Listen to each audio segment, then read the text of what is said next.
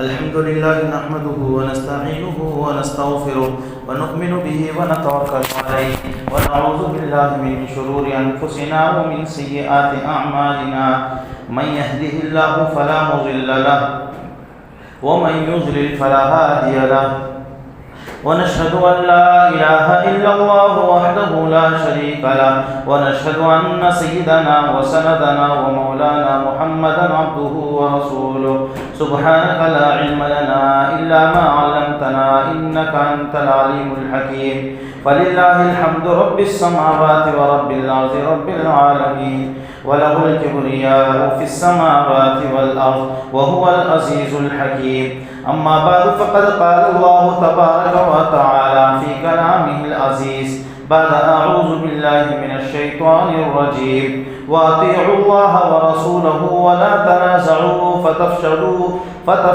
وتذهب ريحكم واصبروا وقال عليه الصلاة والتسليم المؤمن للمؤمن كالبنيان يشد بعضه بعضا أو كما قال عليه الصلاة والتسليم اللهم اغفر لي ولمن يرتبطهم اللهم اغفر لي ولمن يرتبطهم اللهم اغفر لي ولمن يرتبطهم بھائی بزرگوں دوستو، اللہ تعالیٰ کا بے انتہا شکر احسان ہے۔ اللہ تعالیٰ نے ہم سب لوگوں کو ایمان کی دولت سے نوازا۔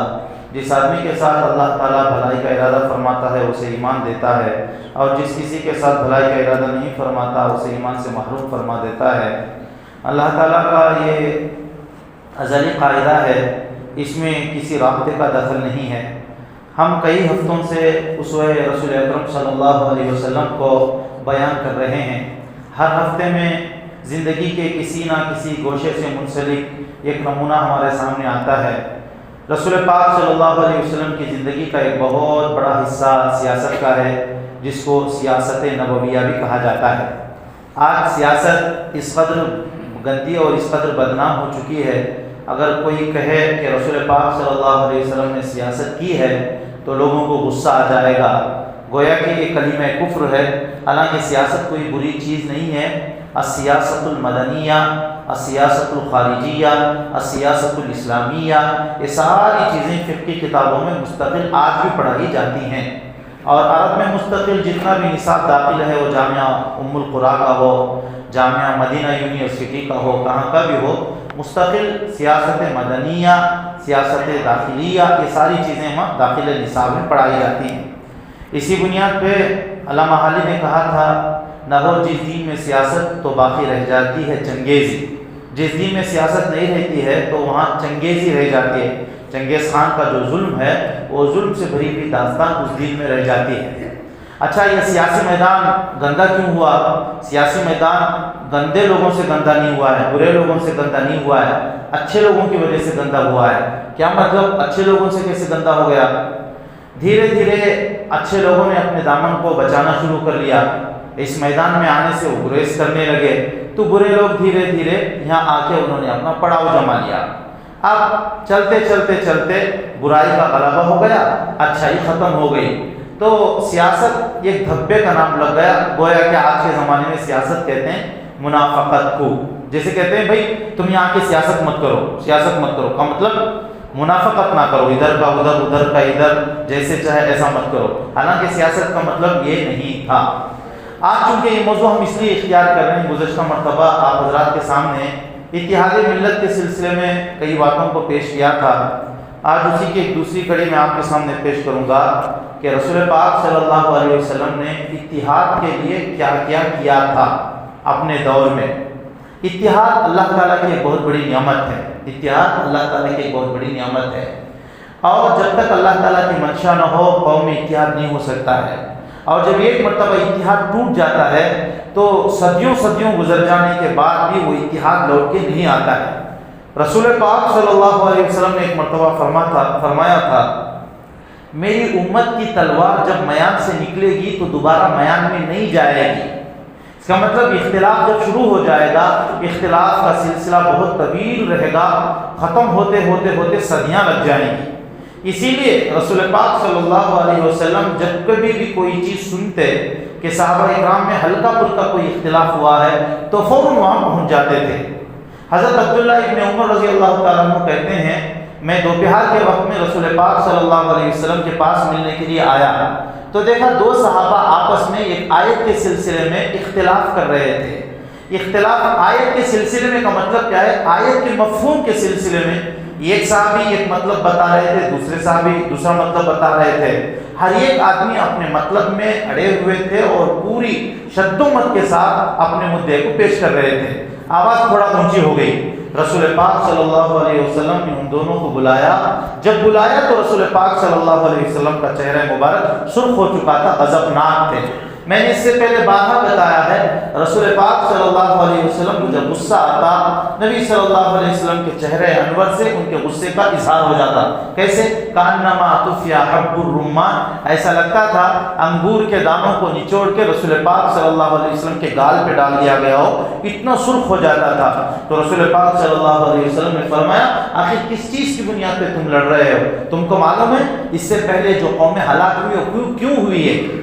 انما ہلک من کان قبلکم فی الکتاب، اللہ کی کتابی کے سلسلے میں جھگڑتے اس سے پہلے کی قوموں کو ہلاکت و بربادی آئی ہے۔ اس کا مطلب جب ہم ہیں، جب رسول پاک صلی اللہ علیہ وسلم باحیات ہیں تو کتاب کے آیت کے سلسلے میں تم کیوں لڑ رہے ہو؟ خود پوچھ کیوں نہیں لیتے ہو؟ تو رسول پاک صلی اللہ علیہ وسلم ایک مرتبہ جنگ احد کے سلسلے میں صحابہ اکرام کو ترغیب دے رہے تھے تو صحابہ اکرام تیار ہو گئے۔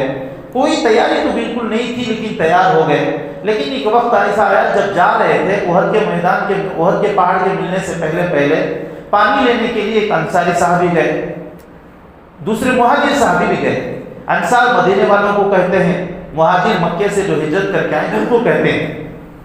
دو ہی جماعتیں تھیں، قرآن پاک میں اللہ تعالیٰ نے ان کو انصار و مہاجرین ہی کے نام سے پکارا ہے، والسابقون الاولون من المہاجرین والانصار۔ قرآن پاک میں بھی ان دونوں ناموں کو برقرار رکھا ہے، انصار اور مہاجرین کے نام سے ان کو خطاب کیا ہے۔ تو ایک مہاجر صحابی پانی لینے کے لیے گئے، ایک انصاری صحابی پانی لینے کے لیے گئے۔ جب پانی لینے کے لیے گئے، پانی بھرتے ہوئے کوئی چھوٹی موٹی بات ہو گئی، چھوٹی موٹی بات۔ عبداللہ بن ابی سلول جو منافقوں کا سردار تھا کسی طریقے سے وہاں پہنچ گیا اور انصار کے اوپر دباؤ ڈالنے لگا، انصار کو اکسانے لگا۔ دیکھا ان لوگوں کی حیثیت کیا تھی؟ یہ مدینے سے خالی ہاتھ آئے تھے، نہ ان کے پاس گھر و بار تھا نہ بال بچے تھے۔ تم نے ساری چیزوں کی قربانی دے دی، اپنے گھر کی، اپنے تجارت کی، اپنے باغات کی، ساری چیزوں میں تم نے ان کو اپنا ایک شیئر دے دیا۔ دیکھو یہ ذلیل تھے، تم نے عزت دی، آج یہ تمہارے اوپر چڑھے بیٹھے ہیں۔ جب ہم مدینہ جائیں گے یقولون لئن رجعنا الى المدینہ لیخرجن الاعز منها الاذل، جب مدینہ ہم جائیں گے لوٹ کے تو جتنے ذلیل لوگ ہیں ان سب کو چن چن کے نکال دیں گے۔ اس نے رسول پاک صلی اللہ علیہ وسلم کے بارے میں اور نبی صلی اللہ علیہ وسلم کے ماننے والوں کے بارے میں اتنے سخت الفاظ استعمال کیے، ان کو ذلیل کہا، بے عزت لوگ کہا۔ زید رضی اللہ تعالیٰ عنہ نے اس کو سن لیا، زید رضی اللہ تعالیٰ عنہ سے رہا نہ گیا، سیدھے رسول پاک صلی اللہ علیہ وسلم کے پاس آئے اور کہنے لگے یا رسول اللہ عبداللہ بن ابی سلول نے آپ کے بارے میں یہ کہا ہے۔ لوگوں نے عبداللہ بن ابی کو کہا جاؤ رسول اللہ صلی اللہ علیہ وسلم سے معافی مانگو، لغو رؤوسہم ورأیتہم یصدون وہم مستکبرون۔ تو اس نے پہلو تہی کی، رسول پاک صلی اللہ علیہ وسلم کے پاس جانا پسند نہیں کیا، تکبر گھمنڈ کے ساتھ وہیں رہ گیا۔ جب نبی صلی اللہ علیہ وسلم نے اس کو بلایا تو کہنے لگا میں قسم کھاتا ہوں میں نے ایسا نہیں کہا ہے، میں نے ایسا نہیں کہا ہے۔ قسمیں کھا کے رسول پاک صلی اللہ علیہ وسلم کو منوانے لگا۔ زید رضی اللہ تعالیٰ عنہ کا چہرہ اتر رہا تھا، یہ کیا بات ہے، میں نے اپنے ان کانوں سے سنا ہے اس نے رسول پاک صلی اللہ علیہ وسلم کی توہین کی ہے، اب یہ قسمیں کھا کے منع کر رہا ہے۔ رسول پاک صلی اللہ علیہ وسلم نے کہا زید تمہاری کیا رائے ہے؟ تو زید رضی اللہ تعالیٰ عنہ نے کہا مجھے میرے اللہ پر پورا بھروسہ ہے، میرا اللہ میرے بارے میں میری برات ظاہر کرے گا اور اس نے جو آپ کی توہین کی ہے اس کو بھی ظاہر کرے گا۔ تو رسول پاک صلی اللہ علیہ وسلم کے اوپر سورہ منافقون کی وہ پوری آیت نازل ہو گئی جس میں اللہ تعالیٰ نے بتا دیا۔ اب قریب تھا کہ انصار و مہاجرین کے درمیان ایسی پھوٹ پڑتی، انصار ایک طرف نکل جاتے، مہاجر ایک طرف نکل جاتے۔ رسول پاک صلی اللہ علیہ وسلم فوراً کنویں کے پاس آئے، کنویں کے پاس آ کر انصار و مہاجرین کو سمجھایا کہ اللہ تعالیٰ نے تم کو کہاں سے نکال کے کہاں ڈالا، کنتم علی شفا، ہاں تم جہنم کے بالکل کنارے پہ ہو گئے تو کہ ہو گئے تھے، اللہ تعالیٰ نے میری بدولت تم کو جہنم سے ہٹایا، جنت والا بنایا، آج معمولی چھوٹی چیز کے سلسلے میں تم لڑ رہے ہو۔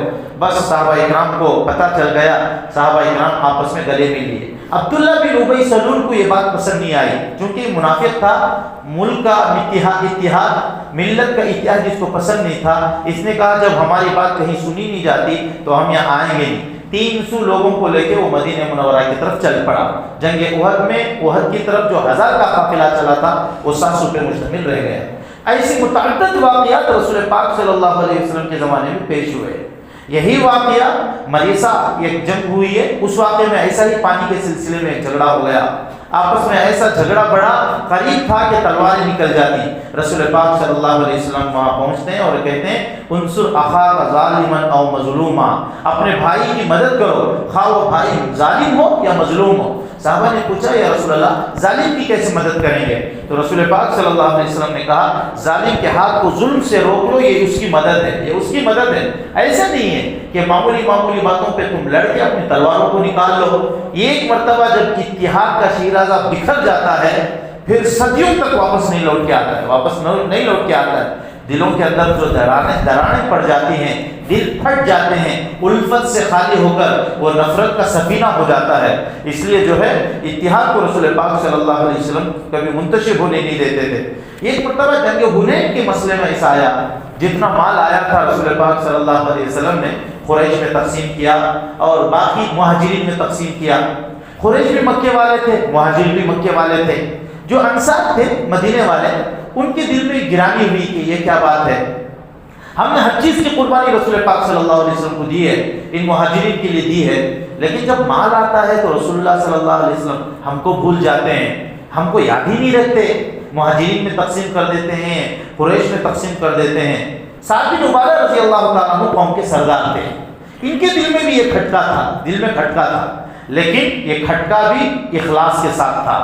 رسول پاک صلی اللہ علیہ وسلم سے بدگمانی ان کے دل میں پیدا نہیں ہوئی تھی۔ ایک سردار کا فریضہ کیا ہوتا ہے؟ قوم کا جو سردار ہوتا ہے اس کا فریضہ یہ ہے کہ قوم کو کسی چیز پہ ہرگز نہ اکسائے، بلکہ قوم کو کسی چیز کی ترغیب دیتے ہوئے سیدھی راہ چلنے کی کوشش کرے۔ سعد بن عبادہ رضی اللہ تعالیٰ عنہ سیدھے رسول پاک صلی اللہ علیہ وسلم کے دربار میں آئے اور کہا کہ یا رسول اللہ میری قوم یہ کہہ رہی ہے کہ مال غنیمت جو کچھ آیا تھا آپ نے مہاجرین اور قریش میں تقسیم کر دیا اور انصار کو آپ نے بھلا دیا، کیا اس میں انصار کا حق نہیں تھا؟ تو رسول پاک صلی اللہ علیہ وسلم نے پوچھا سعد ایک بات پوچھوں؟ کہا یا رسول اللہ ضرور پوچھیے۔ سعد اس بارے میں تمہاری کیا رائے ہے؟ تمہاری کیا رائے ہے؟ سعد رضی اللہ تعالیٰ عنہ نے پوری خوش دلی کے ساتھ، بے تکلفی کے ساتھ، بغیر کسی جھجک کے انہوں نے کہا یا رسول اللہ میں بھی تو قوم کا ایک فرد ہوں، میں بھی تو قوم کا ایک فرد ہوں۔ اس کا مطلب یہ ہے قوم کی جو رائے ہے وہی رائے میرے دل میں بھی پل رہی ہے۔ تو پوچھا اب کیا کریں، کیا کریں؟ رسول پاک صلی اللہ علیہ وسلم نے کہا جاؤ تمہاری قوم کو جوڑو، تمہاری قوم کو جوڑو۔ چنانچہ سعد رضی اللہ تعالیٰ عنہ نے پوری قوم کو جوڑا، تو پوری قوم کو رسول پاک صلی اللہ علیہ وسلم کے سامنے بٹھا دیا۔ اب نبی صلی اللہ علیہ وسلم نے تقریر کیا، یہ قائد ہونے کی حیثیت سے رسول پاک صلی اللہ علیہ وسلم نے دنیا کو یہ بتا دیا رعایا کے دل میں جب کسی قسم کی بدگمانی پیدا ہو جاتی ہے تو اس کو دور کیسے کیا جا سکتا ہے۔ نبی صلی اللہ علیہ وسلم نے سب سے پہلے انصار کی فضیلت بتائی۔ اے معاشر انصار، اللہ تعالیٰ نے تم کو اتنی بڑی فضیلت بخشی ہے، اگر ہجرت کا ایک مسئلہ نہیں ہوتا تو میں تم میں سے ہوتا۔ سب لوگ اگر ایک طرف چل پڑے میں تو تمہارے پیچھے چلوں۔ اللہ تعالیٰ نے تم کو اتنی فضیلت دی ہے، ہر ایک آدمی گروپ بنا کے ایک جماعت چلتی رہے تو میں تو تمہارے گروپ کے پیچھے چلا جاؤں گا۔ اللہ تعالیٰ نے تم کو اتنی بڑی فضیلت دی ہے۔ اگر میں نے مال قریش کو دے دیا، مہاجر کو دے دیا، ابھی نو مسلم ہیں، ابھی اسلام میں داخل ہوئے ہیں، تعلیف قلب کے طور پہ ان کے دل کو لبھانے کے لیے، ان کو اسلام سے قریب کرنے کے لیے میں نے کچھ مال ان کو دے دیا، تو تمہارے دل میں ایسا شبہ کیوں پیدا ہو گیا؟ مال تو ایک حقیر چیز ہے، مال تو ایک حقیر چیز ہے۔ اللہ تعالیٰ نے تم کو کتنی بڑی بڑی فضیلتوں سے نوازا ہے۔ ممکن ہے کہ تم یہ کہو، تمہارے دل میں یہ خدشہ یا یہ شبہ ہو رہا ہو کہ یا رسول اللہ آپ مکے میں تھے، مکے سے جب آئے بے یار و مددگار آئے، نہ آپ کا گھر تھا، نہ مکان، نہ دکان، نہ بزنس، کچھ بھی نہیں تھا، ہم نے آپ کو سب کچھ دیا، یہاں تک کہ ہم نے آپ کو عزت دی۔ ممکن ہے آپ کے دل میں، تمہارے دل میں یہ بات پیدا ہو رہی ہو، ہاں یہ بات بجا بھی ہے، لیکن کان کھول کے میری بات بھی سن لو انصار، میرا تعلق تمہارے ساتھ دلی ہے، قلبی تعلق ہے، قلبی تعلق ہے. میں تو یہ چاہتا ہوں کہ میں انصار کا ہو کے رہ جاؤں، سب لوگ مال لے کے اپنے گھر جائیں اور انصار مجھے لے کے اپنے گھر جائیں. میں تو یہ چاہتا ہوں. اتنا سننا تھا، قوم والے دھاڑے مار مار کر رونے لگے، دھاڑے مار مار کر رونے لگے.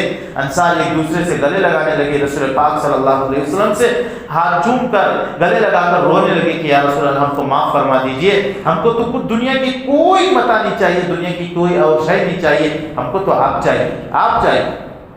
تو رسول پاک صلی اللہ علیہ وسلم جہاں کہیں بھی اتحاد کو منتشر ہوتا ہوا دیکھتے تو ان کے تمام تر فضائل کو بتا کے رسول پاک صلی اللہ علیہ وسلم متحد کرنے کی کوشش کرتے تھے. اب آگے چلیے، رسول پاک صلی اللہ علیہ وسلم کا انتقال ہوا ہے، اس میں کئی چیزوں میں اختلاف ہو گیا. بہت سارے صحابہ کو رسول پاک صلی اللہ علیہ وسلم کے انتقال سے اختلاف تھا، ماننے کے لیے تیار نہیں تھے کہ رسول پاک صلی اللہ علیہ وسلم کا انتقال ہوا ہے. اس کی ایک مثال ہے، باپ اپنے بیٹے کو بہت چاہتا ہے یا بیٹا اپنے باپ کو بہت زیادہ چاہتا ہے، اتنا چاہتا ہے خواب میں بھی اگر کبھی وہ دیکھ لے کہ اس کا بیٹا مر گیا ہے یا بیٹا دیکھ لے کہ باپ مر گیا ہے، روتے ہوئے اٹھ جاتا ہے. جس آدمی کے دل میں غائب درجہ محبت ہو وہ اس کو محسوس کر سکتا ہے. صحابہ کرام رسول پاک صلی اللہ علیہ وسلم سے اتنی محبت کرتے تھے، قرآن پاک کی تمام آیتوں کو پڑھتے تھے، لیکن ان آیتوں کو جس میں یہ صاف طور پہ تھا کہ اے نبی آپ بھی دیگر لوگوں کی طرح مرنے والے ہو، انک میت وانہم میتون، یہ آیت صاف ہے، آپ بھی مرنے والے ہیں وہ بھی مرنے والے ہیں. لیکن صحابہ اکرام کا کبھی خیال جاتا ہی نہیں تھا کہ ہمارے نبی اس دنیا سے جائیں گے، ہمارے نبی اس دنیا سے پردہ فرمائیں گے. یہ غائب درجہ محبت جو عشق سے بھی بڑی ہوئی ہے اس کا عالم تھا، جس کی بنیاد پہ کبھی تصور بھی نہیں کر سکتے تھے کہ رسول پاک صلی اللہ علیہ وسلم ہم سے دعوے مفارقت دے کے اس دنیا سے چلے جائیں گے. اس لیے سمجھ میں نہیں آیا. آج جب انتقال ہوا نہ عورتوں کو سمجھ میں آ رہا ہے نہ مردوں کو سمجھ میں آ رہا ہے. حضرت عمر فاروق رضی اللہ تعالیٰ عنہ جیسا جلیل القدر صحابی، جن کے بارے میں رسول پاک صلی اللہ علیہ وسلم نے کہا تھا لو کان بعدی نبی لکان عمر، اگر میرے بعد نبیوں کا سلسلہ باقی رہتا تو اللہ تعالیٰ عمر رضی اللہ تعالیٰ عنہ کو نبی بنا تھا. اس کا مطلب نبوت کے جو اوصاف ہیں، نبوت کی جو قوت، نبوت کی جو جتنے چیزیں ہیں وہ سب کے سب عمر فاروق رضی اللہ تعالیٰ عنہ میں موجود ہیں. حضرت عمر فاروق رضی اللہ تعالیٰ عنہ کے رائے کے موافق قرآن پاک کی تقریباً 15 آیتیں نازل ہوئی ہیں جن کو موافقات عمر کہا جاتا ہے. اتنی عقل کامل عمر رضی اللہ تعالیٰ عنہ کی، لیکن عمر رضی اللہ تعالیٰ عنہ نے اپنی تلوار کو نکال لیا اور کہا جو کوئی یہ کہے کہ رسول پاک صلی اللہ علیہ وسلم کا انتقال ہوا ہے میں اپنے تلوار سے اس کا سر قلم کر دوں گا. جب عمر رضی اللہ تعالیٰ عنہ کا یہ حال ہو تو دیگر صحابہ کا کیا حال ہوگا، کسی کو سمجھ میں نہیں آ رہا تھا. ایسی صورت میں ابو بکر صدیق رضی اللہ تعالیٰ عنہ آ کے سب سے پہلے رسول پاک صلی اللہ علیہ وسلم کے ماتھے کو بوسہ دیا. نبی صلی اللہ علیہ وسلم کے بارے میں تعریفی کلمات کہہ کے باہر آئے تو دیکھا عمر رضی اللہ تعالیٰ عنہ کے اوتار تو بڑے غضبناک ہیں، ننگی تلوار ہاتھ میں ہے اور لوگوں سے وہ یہی کہہ رہے ہیں کہ کوئی اگر یہ کہے کہ رسول پاک صلی اللہ علیہ وسلم کا انتقال ہو گیا ہے تو اس کو میں اس تلوار سے ختم کر دوں گا. سیدھے ان کا ہاتھ پکڑا اور کہا چلو چلتے ہیں. ایک جگہ سقیفہ بنو ساعدہ تھا، یہ گھر تھا، وہاں انصار کے لوگ پہلے ہی بیٹھے ہوئے تھے. سب کو پریشانی تھی جب رسول پاک صلی اللہ علیہ وسلم اگر چلے گئے تو اسلام کا محافظ کون، اب آگے ہمارا امیر کون ہوگا. تو انصار یہاں بیٹھ کے مشورہ کر رہے تھے کہ اب اسلام کا امیر کون ہوگا. سعد بن عبادہ رضی اللہ تعالیٰ عنہ، دیگر بہت جلیل القدر انصاری صحابہ بیٹھے ہوئے تھے. اتنے میں ابو بکر صدیق رضی اللہ تعالیٰ عنہ عمر رضی اللہ تعالیٰ عنہ کو لے کے آئے. سیدھے نبی حضرت عمر فاروق حضرت ابو بکر صدیق رضی اللہ تعالیٰ عنہ ممبر نما ایک چیز پہ چڑھ گئے اور اونچی آواز سے کہنے لگے من کان یعبد محمدا فاعلموا ان محمدا قد مات. کان کھول کے سن لو، جو محمد صلی اللہ علیہ وسلم کی عبادت کرتا تھا وہ سن لے کہ آج محمد صلی اللہ علیہ وسلم کا انتقال ہو گیا. ومن کان یعبد اللہ فإن اللہ حی لا یموت، اور جو اللہ کی عبادت کرتا تھا وہ بھی کان کھول کے سن لے اللہ زندہ ہے، وہ مرنے والا نہیں ہے. اس کے بعد قرآن پاک کی آیتیں پڑھی. وما محمد الا رسول، محمد تو صرف اللہ کے رسول ہیں. قد خلت من قبلہ الرسل، اس سے پہلے بھی بہت سارے رسول آئے.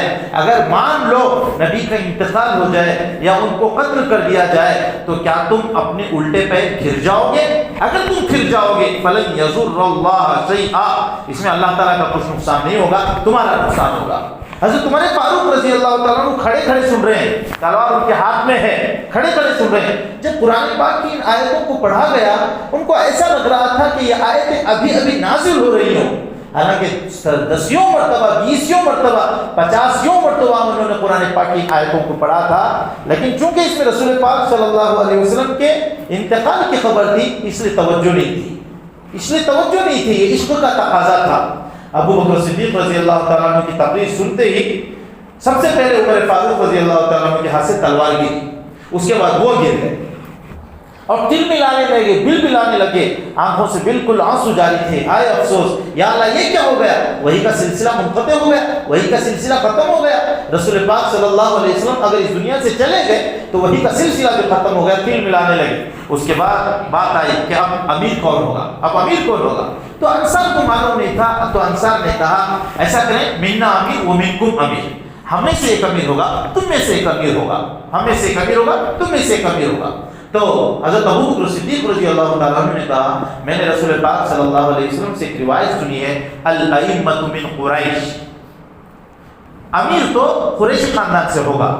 تو لوگوں نے کہا تو پھر عمر آپ تیار ہو جاؤ، ہم آپ کو امیر بنانے کے لیے تیار ہیں. تو عمر رضی اللہ تعالیٰ عنہ سیدھے آگے آئے، ابو بکر صدیق رضی اللہ تعالیٰ عنہ کے ہاتھ میں اپنا ہاتھ رکھ کے کہا جس کے اوپر رسول پاک صلی اللہ علیہ وسلم نے اپنی زندگی میں اعتماد کیا ہو، نبی صلی اللہ علیہ وسلم کی موجودگی میں نبی صلی اللہ علیہ وسلم کے مصلح کو جس نے سنبھالا ہو وہی ہمارا امیر ہے. چنانچہ ہاتھ رکھ کے سب سے پہلے انہوں نے خلافت کی بیعت کر دی. جو جتنے بنو سقیفہ سعیدہ میں تھے، سقیفہ بنو سعیدہ میں جتنے لوگ تھے تمام نے ابو بکر صدیق رضی اللہ تعالیٰ عنہ کی بیعت کر لی. ایک مسئلہ حل ہوا. دوسرا مسئلہ رسول پاک صلی اللہ علیہ وسلم کے غسل کا مسئلہ آیا کہ ان کو غسل کیسے دیا جائے. اس میں بھی صحابہ اکرام کو اختلاف ہو رہا تھا. کیا تم نے کوئی روایت سنی، کوئی روایت سنی؟ کسی کے پاس کوئی روایت نہیں تھی. اتنے میں صحابہ اکرام کو اونگ آئی، ہلکی سی اونگ آئی تو حدیث غیبی ایک آواز آئی، لا تجردوا عن رسول اللہ، رسول پاک صلی اللہ علیہ وسلم کے بدن سے کپڑے مت نکالو، ان کے کپڑوں کے ساتھ ان کو دفناؤ، غسل کرو. چنانچہ رسول پاک صلی اللہ علیہ وسلم کو کپڑوں کے ساتھ ہی غسل کیا گیا. اب اس کے بعد ایک مسئلہ کھڑا ہوا کہ دفنایا کہاں جائے. بعض صحابہ اکرام نے کہا کہ رسول پاک صلی اللہ علیہ وسلم کو جنت البقیع میں دفنائے. بعض صحابہ اکرام نے کہا مسجد کے ایک حصے میں دفنایا جائے. صحابہ اکرام آپس میں کافی پریشان تھے. اتنے میں ابو بکر صدیق رضی اللہ تعالیٰ عنہ نے کہا میں نے رسول پاک صلی اللہ علیہ وسلم سے ایک روایت سنی تھی کہ نبی کا جہاں انتقال ہوتا ہے وہیں نبی کو دفنایا جاتا ہے. چنانچہ جو چارپائی جس چارپائی پہ رسول پاک صلی اللہ علیہ وسلم لیٹے ہوئے تھے وہیں ان کا انتقال ہوا تھا تو اس چارپائی کو ہٹا دیا گیا، چارپائی کو ہٹا دیا گیا، وہیں قبر کھودی گئی، پھر رسول پاک صلی اللہ علیہ وسلم کو اس میں دفنایا گیا.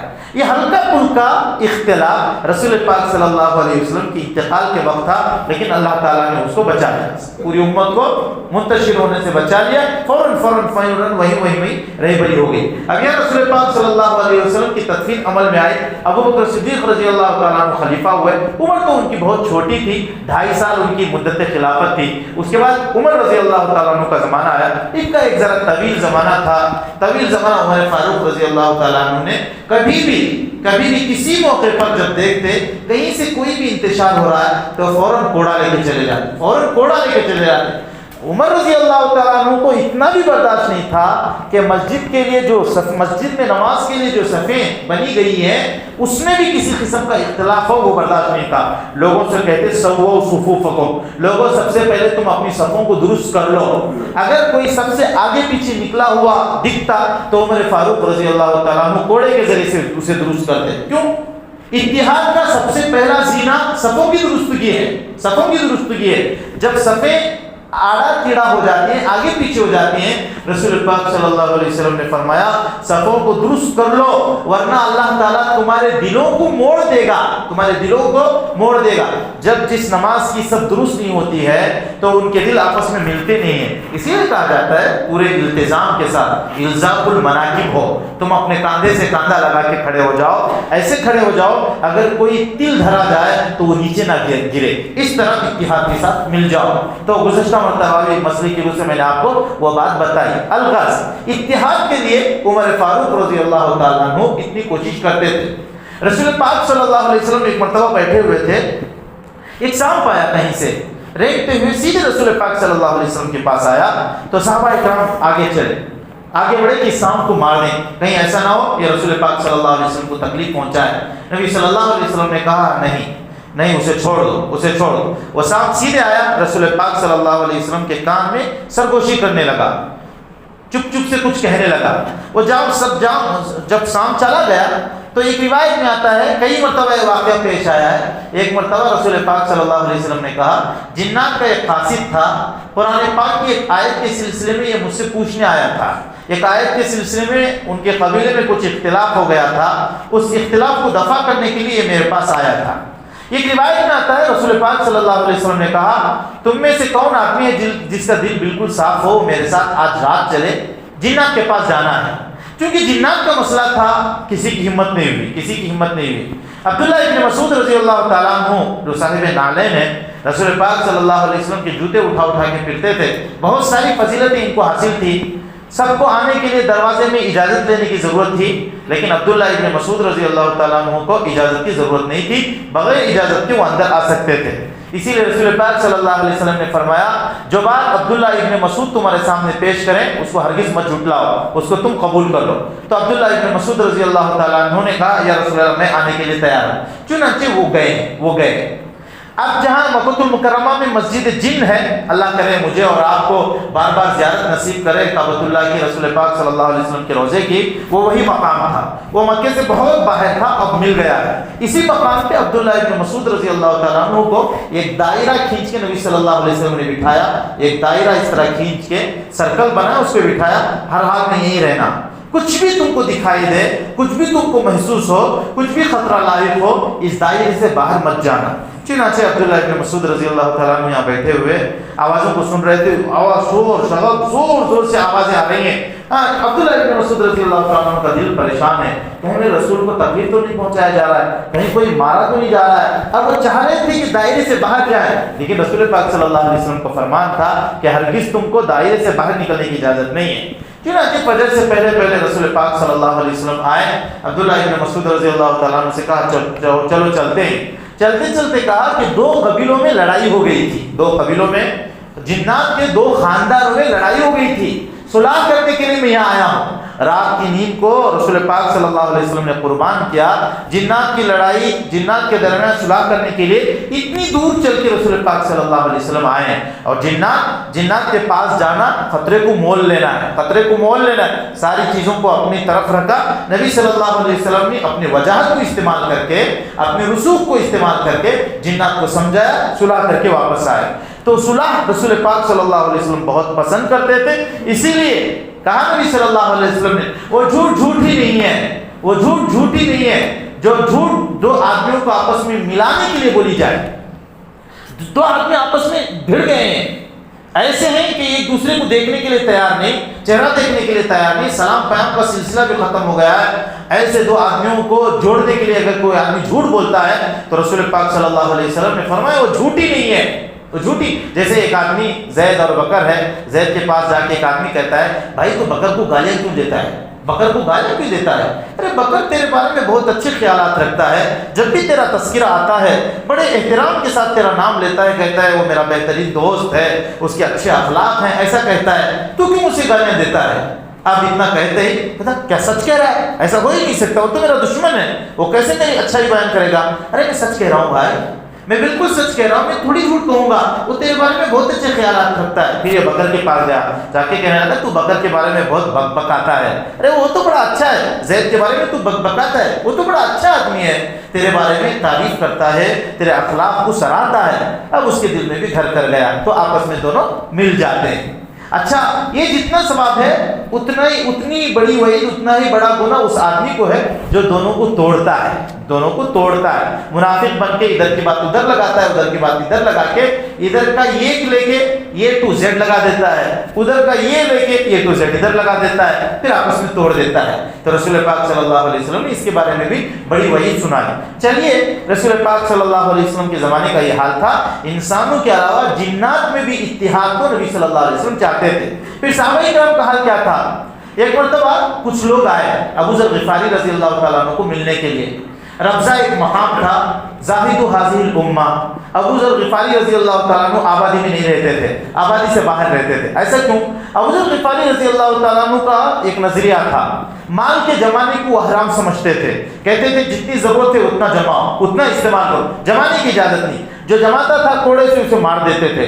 عثمان غنی رضی اللہ تعالیٰ عنہ نے کہا، ابو ذر غفاری رضی اللہ تعالیٰ عنہ آپ ربضہ میں جا کے ٹھہر جائیے۔ چنانچہ ربضہ میں ان کو ٹھہرا دیا گیا، وہ اپنے کنبے کے ساتھ، اپنے بیوی بچوں کے ساتھ وہاں ٹھہر گئے۔ کچھ لوگ آئے ابو ذر غفاری رضی اللہ تعالیٰ عنہ کو کچھ دینے کے لیے، جب آئے تو دیکھا ابو ذر رضی اللہ تعالیٰ عنہ وہاں نہیں تھے۔ پوچھا کہاں گئے؟ کہا ان کو حج کی اجازت مل گئی، وہ حج میں گئے۔ لوگ تلاش کرتے کرتے مینا میں چلے گئے، مینا میں ابو ذر غفاری رضی اللہ تعالیٰ عنہ تھے، بیٹھے تھے، باتیں کرتے کرتے اچانک تذکرہ آیا، عثمان رضی اللہ تعالیٰ عنہ مینا میں 4 رکعت نماز پڑھ رہے ہیں، مینا میں 4 رکعت نماز پڑھ رہے ہیں۔ مسئلہ یہ تھا کہ عثمان غنی رضی اللہ تعالیٰ عنہ کی مکے میں شادی ہو گئی تھی، اور حدیث ہے من تأہل ببلدۃ فہو منہ، جس کا جہاں نکاح ہوا ہو وہاں کا مانا جائے گا۔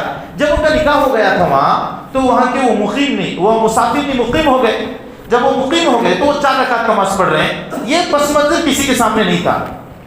ابو ذر غفاری رضی اللہ تعالیٰ عنہ کے سامنے جب بات آئی تو بہت غصہ آیا، بہت غصہ، بہت سخت کہا حضرت عثمان غنی رضی اللہ تعالیٰ عنہ کے بارے میں، اور کہا میں نے رسول پاک صلی اللہ علیہ وسلم کے پیچھے مینا میں 2 رکعت نماز پڑھی، ابو بکر رضی اللہ عنہ کے پیچھے 2 رکعت نماز پڑھی، عمر رضی اللہ تعالیٰ عنہ کے پیچھے 2 رکعت نماز پڑھی، عثمان رضی اللہ تعالیٰ عنہ کو کیا ہو گیا؟ وہ 4 رکعت نماز پڑھتے ہیں، بہت سخت اور سست کہا۔ اس کے بعد نماز کا وقت ہو گیا، نماز کا وقت ہو گیا تو سیدھے کھڑے ہوئے، یہ بھی 4 رکعت نماز پڑھنے لگے، یہ بھی 4 رکعت پڑھنے لگے۔ ایسا ہی عبداللہ ابن مسعود رضی اللہ تعالیٰ عنہ کو واقعہ پیش آیا۔ عبداللہ ابن مسعود رضی اللہ تعالیٰ عنہ کے سامنے بات آئی کہ عثمان غنی رضی اللہ تعالیٰ عنہ نے مینا میں 4 رکعت نماز پڑھی ہے، کہا انا للہ و انا الیہ راجعون، جو کام رسول پاک صلی اللہ علیہ وسلم نے نہیں کیا تھا وہ یہ کیوں کر رہے ہیں؟ اس کے بعد جب نماز کا وقت آیا سیدھے کھڑے ہوئے، 4 رکعت نماز پڑھنے لگے، 4 رکعت نماز پڑھنے لگے۔ آس پاس میں جو اصحاب تھے انہوں نے پوچھا یہ کیا بات ہے؟ یہ سوال ابو ذر رضی اللہ تعالیٰ عنہ سے بھی ہوا، یہ سوال عبداللہ ابن مسعود رضی اللہ تعالیٰ عنہ سے بھی ہوا، یہ کیا بات ہے؟ آپ نے جس بات پہ انا للہ پڑھی تھی وہی بات آپ نے اختیار کر رہے ہیں، 4 رکعت نماز آپ پڑھ رہے ہیں۔ کہا مانا 4 رکعت نماز میں پڑھ رہا ہوں، وہ اس لیے پڑھ رہا ہوں کہ کہیں میرے امیر سے میرا اختلاف نہ ہو جائے۔ امیر سے اختلاف کرنا اور برا ہے، کیوں برا ہے؟ رسول پاک صلی اللہ علیہ وسلم نے فرمایا جب آدمی اپنے امیر سے اختلاف کرتا ہے تو اپنے گلے میں جو اسلام کا پٹکا پڑا ہوا ہے وہ نکال کے پھینک دیتا ہے، ربقۃ الاسلام جسے کہتے ہیں، کأنہ نزع ربقۃ الاسلام، اس نے اپنے گلے سے اسلام کا جو پٹکا تھا وہ نکال کے پھینک دیا۔ اس لیے میں امیر سے اختلاف پسند نہیں کرتا، امیر کی اقتداء میں 4 رکعت نماز پڑھ رہا ہوں۔ صحابہ کرام آپس میں اختلاف کرتے تھے، اختلاف ضرور تھا لیکن اس اختلاف کا اثر ان کے اتحاد پہ نہیں تھا۔ اب حضرت عمر رضی اللہ تعالیٰ عنہ اور عبداللہ ابن مسعود رضی اللہ تعالیٰ عنہ کے درمیان تقریباً 100 مسائل میں اختلاف تھا، 100 مسائل میں۔ جب رکوع میں جاتے تھے تو عبداللہ ابن مسعود رضی اللہ تعالیٰ عنہ اپنے ان 2 ہاتھوں کو 2 پیروں کے بیچ میں رکھتے تھے اور عمر رضی اللہ تعالیٰ عنہ گھٹنوں کو پکڑ لیتے تھے۔ دونوں روایتیں ہیں، ایک روایت پہ وہ عمل کر رہے ہیں، ایک روایت پہ یہ عمل کر رہے ہیں۔ وہ اس کو غلط کہتے تھے، وہ اس کو غلط کہتے تھے، مطلب اپنے عمل کو رسول پاک صلی اللہ علیہ وسلم کی سنت سے ثابت سمجھتے تھے۔ لیکن اس قدر اختلاف ہونے کے باوجود بھی امیر المومنین بیٹھے ہوئے عبداللہ ابن مسعود رضی اللہ تعالیٰ عنہ کو آتا ہوا دیکھتے تو کہتے مرحبا بابن مسعود، مرحبا بابن مسعود، یہ دیکھو یہ وہ شخصیت ہے جس کے اندر اللہ تعالیٰ نے فقہ کے پہاڑ کو بھر دیا ہے. یہ میں ترجمہ نہیں کر رہا ہوں, فقہ کے پہاڑ کو بھر دیا ہے. کتنے اونچے اونچے الفاظ حضرت عمر فاروق رضی اللہ تعالیٰ عنہ عبداللہ ابن مسعود رضی اللہ تعالیٰ عنہ کے بارے میں کہتے تھے. چلیے یہ اختلاف شروع کہاں ہوا, اتحاد کب ختم ہوا؟ حضرت عثمان غنی رضی اللہ تعالیٰ عنہ کا زمانہ آ گیا. رسول پاک صلی اللہ علیہ وسلم نے انگوٹی کے بارے میں کہا تھا, ایک انگوٹی کے بارے میں, یہ انگوٹی جب تک اس دنیا میں رہے گی اختلاف نہیں ہوگا, لیکن جب یہ انگوٹی گم ہو جائے گی اس وقت سے اختلاف شروع ہو جائے گا. قبا میں, قبا کے پاس ایک کنواں ہے. اب حضرت عثمان غنی رضی اللہ تعالیٰ عنہ انگوٹی کو اس طرح انگلی سے نکالتے پھر ڈالتے, نکالتے ڈالتے اس طرح کر رہے تھے. اچانک انگوٹی گری, کنویں میں چلی گئی. عبداللہ ابن مسعود رضی اللہ تعالیٰ عنہ نے لوگوں کو بلایا, تلاشی لی, پورے پانی کو ختم کر دیا, وہ انگوٹی نہیں ملی. یہ اللہ تعالیٰ کا نوشتہ تقدیر, اللہ تعالیٰ کا لکھا ہوا تھا. عبداللہ ابن مسعود عثمان غنی رضی اللہ تعالیٰ عنہ کے زمانے میں یہ انگوٹی گم ہو گئی, تو اب اختلاف کا دروازہ کھل گیا. ایسا کھلا بلوائی جی کو کہتے ہیں. عبداللہ بن سبا ایک آدمی تھا جو اس وقت سب سے بڑے شیطان اور طاغوتی ہتھیار اس کے پاس تھا. اس نے چل پھر کے سب سے پہلے مصر میں ایک جماعت بنائی, شیعہ زبیر. بصرہ میں ایک جماعت بنائی, شیعہ طلحہ. کوفہ میں ایک جماعت بنائی, شیعہ علی. اسی وقت شیعہ کا قافلہ بنا. سب لوگ ایک مرتبہ آ کے عثمان غنی رضی اللہ تعالیٰ عنہ کے گھر کو محاصرہ کر لیا. ان کو نہ مسجد نبوی جانے دیا, نہ ان کو پانی کا ایک گھونٹ دیا. عثمان غنی رضی اللہ تعالیٰ عنہ لوگوں سے کہتے, لوگوں میں تم سے کچھ پانی مانگتا ہوں. یاد کرو اس وقت کو جب مدینہ منورہ میں صرف یہ کنواں تھا, وہ بھی یہودی کا تھا. رسول پاک صلی اللہ علیہ وسلم نے جب فضیلت بتائی تو میں نے اس کا آدھا خرید لیا. اس کے بعد پھر فضیلت بتائی تو میں نے پورا خرید لیا. میں نے وقف کیا. کیا مجھے اس کا ایک گھونٹ پانی تم مجھے پینے ہی دے رہے ہو؟ صحابہ اکرام پانی لے کے آتے تھے, کھانے پینے کی چیزیں لے کے آتے. ابو ہریرہ رضی اللہ تعالیٰ عنہ اپنے سواری پہ سوار ہو کے آئے تو بلوائی جو تھے انہوں نے ان کو گرا دیا. جب گرایا تو ان کی پگڑی زمین پہ گر گئی. ابو ہریرہ رضی اللہ تعالیٰ عنہ کی انہوں نے قدر نہیں کی. یہی حال عائشہ رضی اللہ تعالیٰ عنہ کے ساتھ بھی ہوا. صحابہ اکرام حضرت عثمان غنی رضی اللہ تعالیٰ عنہ کے پاس آتے تھے, آ کے کہتے تھے, امیر المومنین آپ حکم دیں, ان بلوائیوں کو ہم ختم کریں گے. تو عثمان غنی رضی اللہ تعالیٰ عنہ پوچھتے کہ تمہاری تلوار کہاں ہے؟ کہا تم اپنی تلوار مجھے دو. تلوار لیتے, پھر کوشش کر کے اس تلوار کو توڑ دیتے. کہتے کہ نہیں, میں یہ نہیں چاہتا کہ میری وجہ سے رسول پاک صلی اللہ علیہ وسلم کی امت میں فتنہ پڑے. میں اس کو بالکل پسند نہیں کرتا. میں نے سنا ہے جب امت میں فتنہ پڑ جائے گا, ایک مرتبہ اگر تلوار نکلے گی تو دوبارہ میان میں نہیں جائے گی. میں یہ نہیں چاہتا کہ میری وجہ سے فتنہ پڑے. چنانچہ عثمان غنی رضی اللہ تعالیٰ عنہ نے آخری وقت تک کسی کو لڑنے کی اجازت نہیں دی. حالانکہ مسجد نبوی میں نماز پڑھنے کی اجازت عثمان غنی رضی اللہ تعالیٰ عنہ کو نہیں تھی. مصلی انہوں نے سنبھال لیا تھا, لیکن خاموش ہے. بالآخر ایک مرتبہ صبح میں اٹھے, بڑے حشاش بشاش تھے, اپنی بیوی نائلہ سے کہا, نائلہ رسول پاک صلی اللہ علیہ وسلم نے خواب میں مجھے بشارت دی ہے کہ سحری میں تمہارے ساتھ کروں گا, لیکن افطاری رسول پاک صلی اللہ علیہ وسلم کے ساتھ کرنے والا ہوں. چنانچہ مقدر تھا, لوگ گھس کے آ گئے, چھت پھاڑ کے نیچے آ گئے. عثمان غنی رضی اللہ تعالیٰ عنہ قرآن پاک کی تلاوت کر رہے تھے. سب سے پہلے پیر سے اس طرح گھونسا, پیر سے ایک ایسی لات عثمان غنی رضی اللہ تعالیٰ عنہ کے پسلیوں پہ رسید کی. پسلیاں ٹوٹنے کی آواز آئی. عثمان غنی رضی اللہ تعالیٰ عنہ گرتے ہوا آپ میں حاوی ہونا چاہ رہا تھا. نائلہ جو عثمان غنی رضی اللہ تعالیٰ عنہ کی بیوی تھیں رحمہ اللہ, وہ ان کے اوپر پڑ گئی, وہ ان کے اوپر بچانے کے لیے پڑ گئی. وہ موٹی تازی تھی, پوری طرح انہوں نے احاطہ کر لیا. تو جو آیا تھا ظالم, وہ بھی مسلمان تھا, بلوائی تھا, مسلمان تھا. اس نے کہا اتنی موٹی ہے کہ پورا احاطہ کر گئی, میں تو چھوڑنے والا نہیں. نیچے سے تلوار ڈال کے اس نے حضرت عثمان غنی رضی اللہ تعالیٰ عنہ کی ان پھسلیوں کو پوری طرح سے کاٹ دیا, ادھر بھی کاٹ دیا, ادھر بھی کاٹ دیا. عثمان غنی رضی اللہ تعالیٰ عنہ کسی طریقے سے اٹھے تو ان کی خون کی چھینٹیں قرآن پاک پہ اڑ گئیں. جس آیت پہ اڑی تھی وہ فَسَيَكْفِيكَهُمُ اللَّهُ وَهُوَ السَّمِيعُ الْعَلِيمُ, اللہ تعالیٰ ان کی جانب سے ان کے لیے کافی ہے, وہ سننے والا بھی, وہ جاننے والا بھی ہے. شاید میوزیم میں وہ قرآن پاک ابھی رکھا گیا ہے, اسی طریقے سے وہ محفوظ بھی ہے. عثمان غنی رضی اللہ تعالیٰ عنہ کی چھینٹیں اڑی ہوئی ہیں. تو یہاں پہ ایک اختلاف کا دروازہ کھلا. 3 دن تک عثمان غنی رضی اللہ تعالیٰ عنہ کی لاش کو کوئی اٹھا نہ سکا. یہاں تک کہ عثمان غنی رضی اللہ تعالیٰ عنہ کی جسد اثر سے، ان کے ناز مبارک سے آواز آنے لگی، تف تف مجھے دفناؤ مجھے دفناؤ۔ رات کی تاریکی میں کچھ احباب، کچھ صحابہ آئے، انہوں نے ان کے تدفین کا انتظام کیا، جنت البقیع میں ایک چھپی ہوئی جگہ میں دفن کر کے وہ چلے گئے۔ یہاں سے ایک فتنہ شروع ہوا، چلتے چلتے چلتے یہ فتنہ ایسے بڑا جنگ جمل، جنگ نہروان، جنگ صفین، ایسی جنگیں ہوتے رہ گئے۔ لیکن اس میں کردار کس کا تھا؟ عبداللہ بن سبا، عبداللہ بن ابی سلول کا تھا۔ یہ بہت لمبی داستان ہے، اس کو سمجھنے کی ضرورت ہے۔ لیکن صحابہ اکرام نے کبھی بھی اتحاد کے دامن کو چھوڑنا پسند نہیں کیا۔ حضرت حسن رضی اللہ تعالیٰ عنہ کے ہاتھ میں حکومت آ گئی علی رضی اللہ تعالیٰ عنہ کے بعد۔ کچھ دنوں تک 6 ماہ تک وہ امیر المومنین رہے، لیکن معاویہ رضی اللہ تعالیٰ عنہ کو بلا کر انہوں نے کہا میں اس چیز کو ہرگز پسند نہیں کرتا کہ ادھر سے بھی مسلمان ہیں ادھر سے بھی مسلمان ہیں، آپس میں لڑ بھڑ کے ختم ہو جائے، میں اس کو پسند نہیں کرتا، میں خلافت آپ کے ہاتھ دیتا ہوں۔ جو ہی انہوں نے خلافت ان کے ہاتھ دے دیا، یہ طبقہ پیدا ہوا جس نے حسن رضی اللہ تعالیٰ عنہ کو کافر کہا۔ کن کو کافر کہا؟ حسن رضی اللہ تعالیٰ عنہ کو کافر کہا، جن کے بارے میں ہم کہتے ہیں سیدہ شباب اہل الجنہ، جنت کے نوجوانوں کے سردار حسن والحسین، الحسن والحسین، ان کو انہوں نے کفر کا فتویٰ دے دیا۔ کیوں؟ اس لیے کہ انہوں نے اتحاد کا ایک معاملہ کیا تھا، لیکن انہوں نے اس کو پرواہ نہیں کی، اس کی پرواہ نہیں کی، اپنے خلافت اٹھا کے رسول پاک صلی اللہ علیہ وسلم کے فرمان کے مطابق معاویہ رضی اللہ تعالیٰ عنہ کو دے دیا۔ بحسن خوبی معاویہ رضی اللہ تعالیٰ عنہ نے اس کو چلایا۔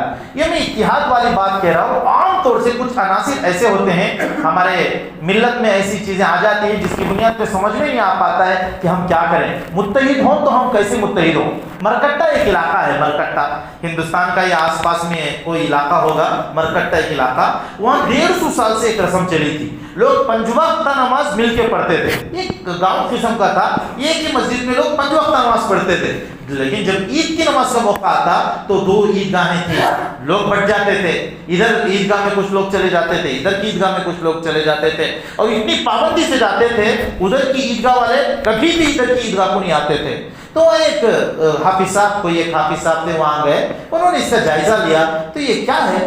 تحقیق کرنے پہ معلوم ہوا 150 سال پہلے ایسا ہوا، عیدگاہ میں پہلے نمازی آ کے کھڑ گئے، 5 وقتہ جو نمازی تھے وہ سب بنا کے کھڑے ہو گئے۔ جو 5 وقتہ نمازی تھے وہ جب آئے تو کہا نہیں تم کو پہلی صف میں جگہ نہیں، تم دوسری صف میں چلے جاؤ، یہ پہلی صف میں ان لوگوں کے لیے جگہ ہے جو 5 وقتہ نماز سے پابند ہو۔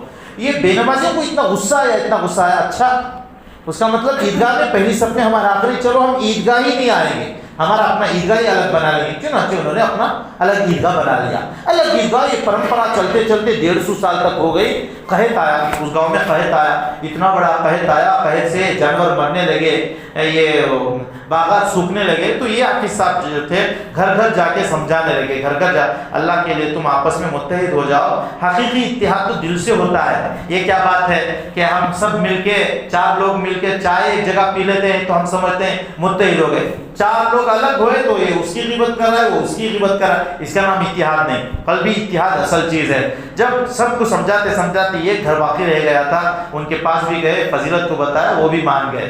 اب پہلی عید تھی جس عید میں یہ سب لوگ آ کے مل کے کھڑے ہیں، امام صاحب صفوں کو درست کر رہے تھے۔ سب سے پہلے آسمان کا نقشہ بدلا، اب نماز کی نیت کہہ کے تکبیر باندھے، اب بجلیاں گرجنے لگیں۔ دوسری رکعت میں بجلیوں کے گرجنے کے ساتھ ساتھ بارش، موسلادھار بارش ہونے لگی۔ کہا کوئی بھی یہاں سے نہیں اٹھے گا، یہ باران رحمت ہے، دعاؤں کے ساتھ اللہ تعالیٰ نے ہم کو بھیجا ہے، بارش میں بھیگتے ہوئے ہم ان سنتوں کو ادا کریں گے۔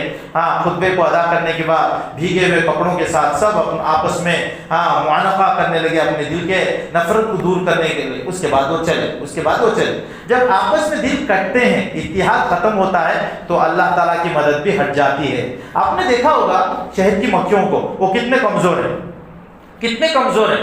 شہد کی مکھی چھوٹی سی ہوتی ہے، اگر آپ نے قابو پا لیا، اس کو اس طرح دبا دیا تو مر جائے۔ لیکن جب شہد کی مکھیاں چھتا بنا لیتی ہیں، کس آدمی کی ہمت ہوتی ہے کہ آپ جائیں گے کہ میں جاؤں گا؟ نہ آپ جا سکتے ہیں نہ میں جا سکتا ہوں، نہیں، ہم دونوں بھی نہیں جائیں گے۔ کیوں نہیں جائیں گے؟ اگر کسی طریقے سے شہد کی مکھی کو ہاتھ لگ جائے، شہد کی مکھیاں اپنا جھنڈ لا کے جس نے ہاتھ لگایا اس کو بھی مار دیں گے، اس کے آس پاس میں جو چلتے پھرتا ملے گا اس کو بھی مار دیں گے۔ ان کا اتحاد اتنا مضبوط ہے۔ اس کے بالمقابل آپ 50 کتوں کو آپ دیکھیے، 50 کتے گلی میں جا رہے ہیں، یہ چھوٹا سا بچہ نیچے جھک کے پتھر اٹھاتا ہے تو بھاگ جاتے ہیں، بھاگ جاتے. کیوں؟ ان کا آپسی اتحاد نہیں، آپسی اتحاد نہیں ہے، جس کی بنیاد پہ ان کی جمعیت کام نہیں کرتی ہے. چھوٹی سی مخلوق ہے، ان کے پاس اتحاد ہے تو ان کا اتحاد کارگر ہو جاتا ہے. اس لیے میرے دوستو ید اللہ علی الجماعہ، اللہ تعالیٰ کی مدد اتحاد متحدہ جماعت کے اوپر ہوا کرتی ہے. اس لیے رسول پاک صلی اللہ علیہ وسلم نے امت کو ہمیشہ جوڑنے کی کوشش کی. جو امت کو توڑتا ہے اس کو وعید سنائی کہ اللہ تعالیٰ اس کو توڑ دے گا. خاص طور سے ایک آزادی سے پہلے ایک صاحب کا واقعہ آتا ہے. انہوں نے اپنی کسی تقریر کے ذریعے سے، آزادی سے پہلے اپنی کسی تقریر کے ذریعے سے امت کے دو طبقے کر دیے تھے. اس وقت بہت سارے مسائل تھے، شیعہ سنی کا مسئلہ تھا، ہندوستان پاکستان کا مسئلہ تھا، اور نہ جانے کیا کیا مسئلے تھے.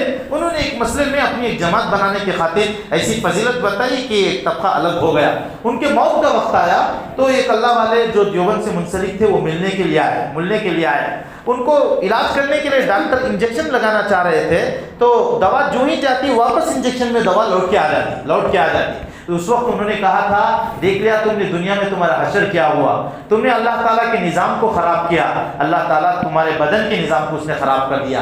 تمہارا بدن دوائی کو قبول نہیں کر رہا ہے، دوائی کو واپس بھیجا ہے، اس کا مطلب ناقابل اصلاح ہو چکا ہے. اس لیے میرے دوستو آج خاص طور سے ہم جس موڑ پہ چکمگلور میں ہیں، بہت سوچنے بچارنے کی ضرورت ہے. کئی پارٹیاں ہیں جو سیکولر نام رکھتی ہیں اور کئی لوگ ہیں جو اپنے آپ کو سیکولر کہتے ہیں. ہر ایک آدمی دعوے دار ہے کہ ووٹ ہم کو دو. ہم پریشان ہیں ووٹ کس کو دے. قرآن پاک سے پوچھو، رسول پاک صلی اللہ علیہ وسلم کی سنت سے پوچھو. ایک مختصر سی بات آپ کے سامنے بھی ہوگی. ہم کسی ظالم کو کہتے ہیں تو یزید ہے. کیا کہتے ہیں ظالم کو؟ یزید ہے، یزید کی طرح کر رہا ہے. ایسا کیوں کہتے ہیں؟ یزید نے، لوگوں کا دعویٰ یہ ہے کہ یزید نے حسین رضی اللہ تعالیٰ عنہ کو قتل کروایا. حالانکہ یہ بات غلط ہے. یزید نے حسین رضی اللہ تعالیٰ عنہ کا قتل نہیں کروایا اور نہ ہی یزید اس پہ راضی تھا. یزید کا جو گورنر تھا عبید اللہ بن زیاد، اس نے یزید کے حکم کے بغیر اس لالچ میں کہ اگر میں ان کو قتل کر دوں تو میرا رتبہ بڑھ جائے گا، پروموشن ہو جائے گا، اس لیے قتل کیا. اور حسین رضی اللہ تعالیٰ عنہ نے سر کیوں نہیں جھکایا؟ 3 باتیں تھیں. ایک ہی بات تھی کہ میرے ہاتھوں تم یزید کی بیعت کر دو. اتنی بات تھی. اگر وہ یزید کی بیعت کر دیتے، یزید کے پاس جانے کی بھی ضرورت نہیں تھی. عبید اللہ بن زیاد کے ہاتھ میں یزید کی بیعت کر دیتے، حسین رضی اللہ تعالیٰ عنہ بھی بچ جاتے، ان کے کنبے کے 72 آدمی بھی بچ جاتے. وہ چھوٹا بچہ جس کا نام علی اصغر تھا، پانی کے گھونٹ کے بدلے جسے تیر ڈال دی گئی، وہ بھی بچ جاتا، پورا کنبہ بچ جاتا. لیکن حسین رضی اللہ تعالیٰ عنہ نے کہا نہیں، میں جس کا نواسا ہوں، میں انہی کی شریعت کا پابند ہوں. جس آدمی کی زندگی میں شراب کی عادت ہو، جو شکاری کتوں کا خواہش مند ہو، نماز کا پابند نہ ہو، میں اس کے ہاتھ میں بیعت نہیں کر سکتا. اخیر وقت میں بھی ان سے کہا گیا، آج بھی ہم آپ کو وہی شرط پیش کرتے ہیں، ہمارے ہاتھوں یزید کی بیعت قبول کر لو. کہا نہیں، میں نہیں کروں گا. بس اتنا کرو، اگر ہو سکے تو مجھے چھوڑ دو، جہاں سے آیا ہوں وہاں چلا جاؤں گا. اگر یہ شرط بھی منظور نہیں، مجھے چھوڑ دو، کسی سرحد پہ جا کے اسلام کی حمایت میں لڑتے میں شہید ہو جاؤں گا. اگر یہ بھی تم کو پسند نہیں، تم مجھے یزید کے پاس چھوڑ دو، یزید کے پاس براہ راست جاؤں گا، اپنا معاملہ حل کروں گا. لیکن عبید اللہ بن زیاد 3 شرطوں کو اس نے منظور نہیں کیا. حضرت حسین رضی اللہ تعالیٰ عنہ نے کہا چلو ہم کو بھی شہادت منظور ہے. آخر وقت تک لڑتے رہے، کبھی بھی انہوں نے یزید کی بیعت کو قبول نہیں کیا. کیا مسئلہ کیا تھا؟ یزید چونکہ مستحق بیعت نہیں تھا، شراب کا عادی تھا، شکاری کتوں کا شوقین تھا، نماز کا پابند نہیں تھا، اس لیے اس کے ہاتھوں وہ بیعت کرنا نہیں چاہتے تھے. حسین رضی اللہ تعالیٰ عنہ نے پوری دنیا کو بشمول ہندوستان کے یہ سندیش دے دیا کہ اگر مرنے کا وقت آتا ہے تو مر جاؤ، غلط آدمی کے حق میں تم کبھی ووٹ نہ دو. یہ بتا کے حسین رضی اللہ تعالیٰ عنہ چلے گئے. ہم اپنے زاویے سے سوچتے ہیں، کسی امیدوار کو دیکھتے ہیں کیسا ہے، اس کا بیک گراؤنڈ کیا ہے، اس کی پارٹی کیسی ہے، مالی حیثیت کیا ہے. یاد رکھیں، ووٹ کے ذریعے سے ہم قوم کے خادم کو تلاش کرتے ہیں، قوم کے حاکم کو نہیں. سب سے پہلے یاد رکھ لیں، قوم کے خادم کو تلاش کرتے ہیں، قوم کے حاکم کو نہیں. قوم کا خادم کون ہوتا ہے؟ جو قوم کی خدمت کرے گا، ہاں وہ صفائی کے اعتبار سے ہو، پانی کی سہولت کے اعتبار سے ہو، محلے کی جتنی بھی ضروریات ہیں اس کی خدمت کرنے والے کو خادم کہتے ہیں، اس کا انتخاب کرتے ہیں۔ خادم کے پاس مال کا ہونا ضروری نہیں، مالدار کا ہونا ضروری نہیں۔ اب آگے چلیے، بہت ساروں نے اپنے ووٹوں کو چمکانے کے لیے اپنے اپنے اعتبار سے بہت ساری محنتیں کی ہے، کوئی تو اپنا پیسہ دکھاتا ہے، لیکن آپ قرآن پاک کے پابند رہیے، آپ رسول پاک صلی اللہ علیہ وسلم کی سنت مطہرہ کے پابند رہیے۔ گزشتہ مرتبہ میں نے بتایا تھا ووٹ گواہی ہے، گواہی ہے، اور گواہی کا دینا واجب ہے۔ اب دو آدمی لڑ رہے تھے آپس میں، ایک آدمی نے ایک آدمی کو مار دیا، ایک آدمی نے ایک آدمی کو مار دیا۔ آپ نے دیکھا ہے، آپ نے دیکھا ہے، مظلوم آپ کو بلاتا ہے کہ فلاں صاحب نے مجھے دیکھا ہے، آپ کہتے ہیں میں نہیں آؤں گا، میں کہاں کی آفت میں اپنے اوپر ڈالوں، میں نہیں آؤں گا۔ تو قرآن پاک نے وعید بتائی، وَلَا تَكْتُمُوا الشَّهَادَةَ، گواہی کو مت چھپاؤ۔ وہ جو آدمی گواہی کو چھپاتا ہے اس کا دل گنہگار ہوتا ہے، اس کا مطلب وہ گناہ کبیرہ میں مبتلا ہو جاتا ہے۔ گواہی کا دینا واجب ہے، اپنے آپ کو بچانے کے لیے گواہی کو مت چھپاؤ، گواہی کا دینا واجب ہے۔ بالکل اسی طرح یہ ووٹ دینا واجب ہے۔ آدمی کہتے ہیں جو کسی کو بھی دے کرنے کا کام وہی ہے، کسی کو ووٹ ہی نہیں دیں گے۔ سب سے پہلی بات یاد رکھیں، جو لوگ ووٹ نہیں دیتے دھیرے دھیرے دھیرے ان کی ہندوستانی شہریت کمزور پڑتی چلی جاتی ہے۔ کیسے پڑھتی چلی جاتی ہے؟ ایک ووٹ نہیں دیا، دوسرا ووٹ نہیں دیا، دھیرے دھیرے ووٹر لسٹ سے ان کا نام غائب ہو جاتا ہے۔ شناختی کارڈ کی ایک بہت بڑی حیثیت ہے، جس آدمی کو ووٹ دینے کا حق ہوتا ہے وہی ہندوستان کا شہری بھی ہے، وہی ہندوستان کا شہری بھی ہے۔ جس کے پاس وہ نہیں ہے اسے ہندوستان کی شہریت سے خارج کر دیا جاتا ہے، یہ NRC کے دائرے میں بڑے آسانی سے لے لیا جاتا ہے۔ اس لیے سب سے پہلے ووٹ دیں، اور کس کو دیں ووٹ؟ ووٹ اس کو دیں جس کے اندر ووٹ کی اہلیت ہو، ووٹ کی صلاحیت ہو، کہ یہ امیدوار ہے، یہ کھڑا ہے، کل کے دن یہ قوم کی خدمت کرے گا، نالیوں کا مسئلہ آیا ہے یہ صاف کر کے دے گا، پانی کا مسئلہ آئے گا یہ صاف کر کے دے گا، منسپل کا کوئی مسئلہ آئے گا تو وہ ہمارے ساتھ آئے گا، مسئلہ حل کرے گا، حاکم بن کے کام نہیں کرے گا۔ اگر یہ صلاحیت آپ کسی کے اندر دیکھ رہے ہو تو اس کو ووٹ دو۔ ووٹ دینے میں، اور ایک بات یاد رکھیں، ووٹ کے بدلے نوٹ پرانی پرمپرا ہمارے ہندوستان میں چلی آ رہی ہے۔ یہ کسی زمانے میں باطل فرقہ پرست پارٹیوں کی تھی، اب دھیرے دھیرے اپنوں میں بھی چل رہا ہے۔ ووٹ کے بدلے پیسے لینے کی حیثیت میں آپ کو بتاتا ہوں، من حیث المفتی، ووٹ کے بدلے پیسہ لینا کیسا ہے۔ ایک آدمی ہے، کام کرتا ہے، کسی آفس میں جا کے کام کر رہا ہے، پارٹی والوں کے ساتھ کام، صبح سے شام تک کام کرتا ہے، پارٹی کا کینوس کرتا ہے۔ اس کے لیے حکم یہ ہے، اگر کسی پارٹی کا تم کر رہے ہو، صحیح پارٹی ہے تو صرف اس کا ساتھ دو، اس کے علاوہ دوسری پارٹی کے ساتھ جانے کی اجازت نہیں۔ اس کا مطلب یہ ہے کہ تم نفاق کر رہے ہو، ادھر بھی ساتھ دے رہے ہو، ادھر بھی ساتھ دے رہے ہو۔ اگر وہاں بطور اجرت مزدوری کے طور پہ آپ کو کچھ دے دیا جائے تو آپ کی مزدوری ہے، آپ کی مزدوری ہے۔ اگر یہ سوچ کے دیا جا رہا ہے کہ آپ ہم کو ووٹ دیں گے، یہ پیسہ سراسر حرام ہے، یہ پیسہ سراسر حرام ہے۔ اگر آپ نے سنا ہمارے محلے میں کوئی ایک عورت ہے، وہ دھندا چلاتی ہے، اپنے بچوں کو بھی استعمال کرتی ہے، تو آپ کیا کریں گے؟ آپ کے 14 طبق روشن ہو جائیں گے، پیروں تلے زمین کھسک جائے گی۔ جب تک اس گھرانے کو اپنے محلے سے نہیں نکالیں گے اس وقت تک آپ سکون کا سانس نہیں لیں گے۔ کیوں؟ اس لیے کہ وہ اپنی عزت کا، اپنی بیٹیوں کی عزت کا سودا کر رہی ہیں۔ اچھا، جتنی کمائی اس کی بری ہے اس سے بھی بدتر کمائی وہ ہے جو ووٹ کے بدلے لی جا رہی ہے۔ ووٹ کے بدلے جو لی جا رہی ہے، 1000 روپے ووٹ کے بدلے، 2000 روپے ووٹ کے بدلے جو پیسہ لیا جا رہا ہے وہ اس سے بدتر ہے۔ کیوں؟ یہ زنا کے ذریعے سے جو پیسہ کما رہے ہیں وہ اپنی آخرت برباد کر رہے ہیں۔ پیسہ لے کے جو ووٹ ڈال رہا ہے وہ پوری ملت کو ڈبا رہا ہے، پوری ملت کو ڈبا رہا ہے۔ اگر پیسہ لے کے غلط آدمی کو ووٹ ڈال دیا تو خود نہیں ڈوب رہا ہے، پوری ملت کو ڈبا رہا ہے۔ اس لیے بدترین پیسہ ہے۔ اللہ مجھے بھی، آپ کو بھی، پوری امت مسلمہ کو ایسے پیسوں سے بچائے، ہر قسم کے حرام لقموں سے بچائے۔ جس کسی کے بارے میں آپ سن رہے ہو کہ وہ ووٹ کا پیسہ لے کے مائل ہو رہے ہیں، فوراً آپ ان کو جا کے سمجھائیں یہ سراسر حرام پیسہ، اور یہ بھی طے ہے۔ آدمی کو قسمت ہی کا مال ملتا ہے۔ اس سے پہلے میں نے مسئلہ بہت واضح کر دیا ہے کہ آدمی کو قسمت ہی کا پیسہ ملتا ہے۔ ایک آدمی چوری کر رہا ہے، بینک لوٹ رہا ہے، وہ بینک لوٹا تو اسے 1 لاکھ روپے مل گیا۔ یہ کیسے پیسہ ہے؟ یہ تقدیر کا پیسہ ملا ہے۔ وہ کیسے؟ ارے ہمارا تو عقیدہ ہے، اللہ تعالیٰ نے تقدیر میں جب یہ دانہ لکھ دیا ہے، کوئی آدمی میرا دانہ چھین کے موت تک کھا نہیں سکتا۔ میرے مقدر میں جتنے دانے میں کھاؤں گا، آپ کے مقدر میں جتنے دانے وہ آپ کھائیں گے۔ اگر یہ 1 لاکھ روپے چوری نہ کرتا تو اللہ تعالیٰ صحیح راستے سے مجھے دیتا۔ یہ ہے مسئلہ تقدیر کا. اگر ووٹ کے بدلے آپ نوٹ نہ لیتے، آپ کی تقدیر میں وہ پیسہ ہوتا تو اللہ تعالیٰ ضرور صحیح راستے سے پیسہ دیتا. اس لیے میرے دوستو اس میں آگاہی پیدا کرو.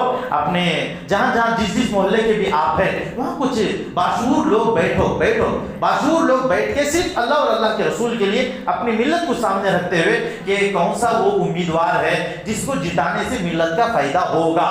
یہ مت دیکھو کہ وہ ایسا ہے ویسا ہے کیسا ہے. اس کے اندر اگر صلاحیت ہے، قوم کی خدمت کرنے کی صلاحیت ہے، تو سب سے پہلے اسے آپس کے مشورے کے ذریعے سے اسے جتانے کی تم کوشش کرو. یہی ہمارے الحمدللہ ہماری مسجد میں شہر کے اطراف و اکناف سے لوگ آتے ہیں. میں سب کو یہی درخواست کرتا ہوں آپ اپنی مسجدوں میں یہ فضا قائم کرو. اگر کوئی آدمی کہتا ہے مسجد میں پولیٹکس نہیں چلے گی، مسجد میں پولیٹکس نہیں چلے گی، مسجد میں نہیں چلے گی تو پھر کہاں چلے گی؟ کہاں چلے گی؟ پالیٹکس کو مسجد سے جب تم نے نکالا تو یہ گندا ہو گیا ہے، دوبارہ مسجد میں لاؤ تو انشاءاللہ پالیٹکس بالکل فلٹر ہو جائے گی. فلٹر ہو کے رسول پاک صلی اللہ علیہ وسلم کی سیاست سے میل کھائے گی. مسجد میں آنے پہ بہت ساری چیزیں سدھر جاتے ہیں. مطلب آدمی جھوٹ بولتے ہوئے بھی ذرا ڈرتا ہے، گالی گلوچ کرتے ہوئے بھی ذرا ڈرتا ہے. اگر نہیں ڈرتا تو اس کا مطلب ایمان اس کا اتنا کمزور ہے وہ اس کا ایمان باہر نکلنے کے قریب ہے. مسجد میں بھی آ کے نہیں ڈرتا ہے. تو اس لیے میرے دوستو آپ سے درخواست ہے آپ کے اس محلے میں بھی جو بھی زیادہ خدمت گزار ہو، جو قوم کا ترجمان بن سکتا ہو، اسے اپنا بھاری ووٹ دے کے آپ جتائیں. دیگر جتنے بھی محلے والے ہیں وہاں پیسہ لینے سے بچیں. جب آپ سن رہے ہیں کہ کسی آدمی نے پیسہ لیا ہے اس کی چائے پینے سے بھی بچیں. اللہ تعالیٰ سے دعا ہے کہ اللہ تعالیٰ ہم سب لوگوں کو حقیقت میں متحد ہونے کی توفیق عطا فرمائے. آمین ثم آمین. وآخر دعوانا الحمدللہ رب العالمین.